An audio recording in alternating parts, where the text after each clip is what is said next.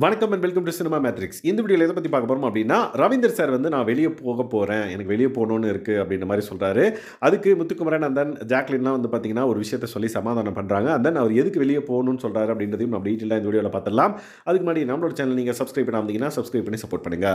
Vijay Sethupathi sir Sunday எபிசோட்லயே இவர கொஞ்சம் warn பண்ணியிருப்பாரு அப்படின்னே சொல்லலாம். ஏன்னா, மண்டே கழுவுறதுன்னு ஆயிப்போச்சு அப்படின்னா, நீங்க எல்லாரையும் ஒரே மாரி தான் வந்து பார்த்துருக்கணும். ஏன் ஒரு சில பெர்சன்ஸ்க்கு வந்து நீங்க பிரையாரிட்டி குடுத்து அவங்கள வேற லெவல்ல வச்சிருக்கீங்க. விச் மீன்ஸ் வேற மாதிரி நீங்க வந்து இது பண்றீங்க. ஃபார் எக்ஸாம்பிள் ரேயானுக்கு வந்து பெட்டி எடுங்க அப்படின்ற மாரி சொல்றீங்க. பட் முத்துக்குமரன் அப்படி நீங்க சொல்லவே இல்ல. ஏன் அப்படின்ற மாரி.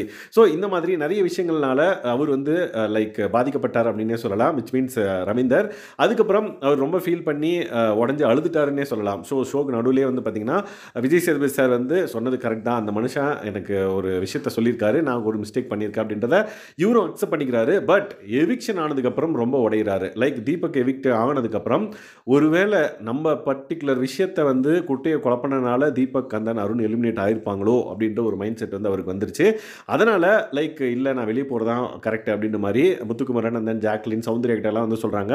அதுக்கு லைக் சௌந்தர்யா வந்து கேட்குறாங்க, நான் அருண்கிட்ட நீங்கள் பேசவே இல்லை அப்படின்ற மாதிரி சொல்லியிருந்தீங்க. விச் மீன்ஸ் ரவீந்தர் வந்து அருணை நான் டச் பண்ணவே இல்லைன்ற மாதிரி சொல்லியிருப்பாரு. ஓகே, அருணை நீங்கள் டச் பண்ணவே இல்லை அப்படின்ற மாதிரி சொல்கிறீங்க, அப்போ எப்படி அவங்க எவிக்ட் ஆகிறதுக்கு நீங்கள் காரணமாக இருப்பீங்க அப்படின்னு கேட்டதுக்கு இவரும் தெளிவாக சொல்கிறாரு, நான் ஒரு விஷயத்த உனக்காக பண்ணுறேன் அப்படின்னா அவங்களோட கிராஃப் வந்து அதாவது அருணோட கிராஃபோ இல்லை தீபக்கோட கிராஃபோ மேலே இருக்குது அப்படின்னா நான் உனக்கு ஒரு விஷயம் செய்கிறேன் அப்படின்னா உனக்கு சப்போர்ட் பண்ணுறேன், உன்னை வந்து உயர்த்தி காட்டுறேன், அண்ட் தென் உன்னை வந்து வேறு மாதிரி நான் வந்து போர்ட்ரே பண்ணுறேன் அப்படின்ற பட்சத்தில் அவங்களோட கிராஃப் கீழே போகிறதுக்கான வாய்ப்பு இருக்குது. ஸோ நான் ஒருத்தருக்கு வந்து டைரெக்டாக வந்து அவங்களுக்கு எதுவும் லைக் பாதிக்கலனாலும் இன்டைரக்டாக வந்து பாதிப்பு ஏற்பட்டிருக்குமோ அதனால் அவங்க வந்து எலிமினேட் ஆயிருக்காங்களோ அப்படின்ற மாதிரி நிறைய திங்க் பண்ண ஆரம்பிச்சிட்டாரு.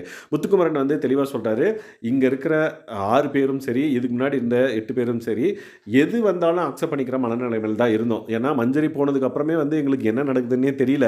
ஸோ மக்கள் என்ன சொல்கிறாங்களோ அதை அக்செப்ட் பண்ணிட்டு அதுதான் கரெக்ட் அப்படின்ற மாதிரி நாங்கள் போயிட்டே இருக்கோம். இப்போ இன்னைக்கு காலைல என் பேர் வந்ததுனால நான் இதே மாதிரி தான் சிரிச்சிட்டு வெளியே போயிருப்பேன் அப்படின்ற மாதிரி சொல்கிறாரு.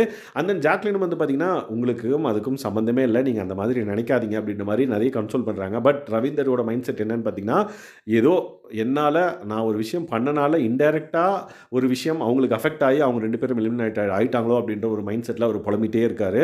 ஸோ முத்துக்குமரன்லாம் வந்து சாப்பிடுங்க, ஃபஸ்ட்டு சாப்பிட்டு பொறுமையாக இருங்க அப்படின்ற மாதிரி சொல்கிறாரு. ஸோ நீங்கள் ஜாக்லின் வந்து என்ன சொல்கிறான்னு பார்த்தீங்கன்னா, ஓகே, நீங்கள் வந்து கெஸ்ட்டாக வந்திருந்தா எப்படி நீங்கள் ஒரு கேம் விளையாடிருப்பீங்களோ அந்த மாதிரி விளையாடுங்க, நீங்கள் ரொம்ப வந்து கண்டஸ்டண்ட்டாக இருக்க போகிறேன் அப்படின்ற மாதிரி நீங்கள் எதுவும் பண்ண தேவையில்லை அப்படின்ற மாதிரி கன்சோல் பண்ணி அவர் வந்து சாப்பிட வைக்கிறாங்க. ஸோ வேறு என்னென்ன விஷயங்கள்லாம் வந்து நடக்க போகுது அப்படின்றதையும் நம்ம அப்கமிங் வீடியோவில் பார்க்கலாம். ஸோ இந்த பர்டிகுலர் விஷயம் ரவீந்தர் வந்து லைக் அவர் தப்பு பண்ணேன்னு ஒத்துக்கிட்டாரு.